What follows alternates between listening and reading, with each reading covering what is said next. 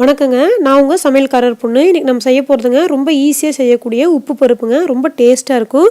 வாங்க எப்படி செய்யலாம்னு பார்க்கலாங்க. நான் உப்பு பருப்பு செய்யறதுக்குங்க முதல்ல ஒரு 80 கிராம் துவரம் பருப்பு எடுத்துங்க 2 டைம் கழுஞ்சிட்டு குக்கர்ல போட்டுட்டேங்க. தேவையான அளவு தண்ணி ஊத்திக்கலாங்க. கொஞ்சோண்டு மஞ்சள் பொடி போட்டுட்டேங்க. இப்போ இதை விசில் விட்டுறலாங்க. இப்போங்க இதில் ஒரு சின்ன தட்டத்தை உள்ளே போட்டுருங்க. அப்படி போடும்போதுங்க நம்ம விசில் வரும்போது அந்த விசிலில் தண்ணி வந்து தெறிக்கும் இல்லைங்களா? இப்படி ஒரு தட்டத்தை போட்டோம்னா அந்த மாதிரி தண்ணி வெளியே தெறிக்காதுங்க, அடுப்பில்லாவும் ஆகாதுங்க. இப்போ இதை ஒரு 4 விசில் விட்டுறலாங்க. சீரக மிளகு நுணுக்கிடலாங்க. அதுக்கு நான் ஒரு ஸ்பூன் சீரகம் எடுத்துருக்குங்க, ஒரு 5-6 மிளகு எடுத்துருக்குங்க. போட்டு தட்டிக்கலாங்க. நல்லா பொடியாகட்டுங்க. அதுக்கப்புறம் நம்ம பூண்டு போட்டுக்கலாம். இப்போ நல்லா தட்டிட்டேங்க. இதில் 3 பல் பூண்டு இருக்குங்க. 3 பல் பூண்டு போட்டுடலாங்க. இதையும் போட்டு நல்லா தட்டிக்கலாங்க. ரொம்ப மைய வேண்டியதில்லை, 1-2 தட்டினா போதுங்க. இப்போ பார்த்தீங்கன்னா நல்லா தட்டிட்டேங்க. Cooker whistle அடங்கிருச்சு. பருப்பு எப்படி இருக்குன்னு பார்க்கலாங்க. இப்போ பார்த்தீங்கன்னா பருப்பு நல்லா வெந்திருக்குங்க. இப்போ தாளிக்கிறதுக்குங்க ஒரு 4 சின்ன வெங்காயத்தை ரவுண்டாக கட் பண்ணி வச்சுருக்குங்க. நேராக கட் பண்ணுறத விட ரவுண்டாக கட் பண்ணால் டேஸ்ட்டாக இருக்குங்க. 2 வரமிளகாய் எடுத்து வச்சுருக்குங்க. ஒரு 5-6 கருவேப்பிலை வச்சுருக்குங்க.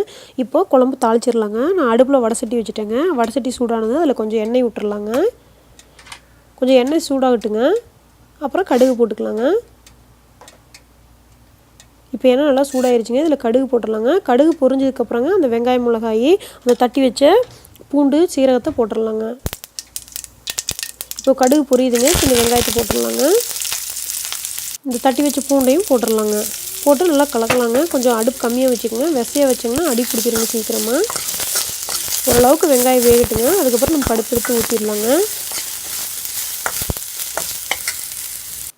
இப்போ வெங்காயம் எல்லாம் நல்லா வெந்துருச்சுங்க. இப்போ நம்ம பருப்பு எடுத்து ஊற்றிடலாங்க.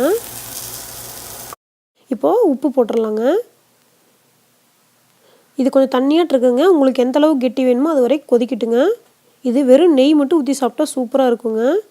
இப்போது நல்லா கெட்டியாயிருச்சு. அடுப்பு ஆஃப் பண்ணிடலாங்க. ரொம்ப டேஸ்ட்டான உப்பு பருப்பு ரெடி ஆயிடுச்சுங்க. திடீர்னு நம்ம வீட்டுக்கு விருந்தாளி வந்துட்டாங்கன்னா காய்கறி எதுவும் இல்லை சாம்பார் வைக்கிறதுக்கு அப்படின்னா இந்த உப்பு பருப்பு வச்சு கொடுத்திங்கன்னா அவ்வளோ டேஸ்ட்டாக இருக்கும். வெறும் அப்பளம் மட்டும் பொரிச்சுங்க நெய் ஊற்றி சாப்பிட்டா தேவாமிர்தமாக இருக்கும். இதை நீட்டும் போதுங்க நல்லா வெயிட் அதிகரிக்கும்.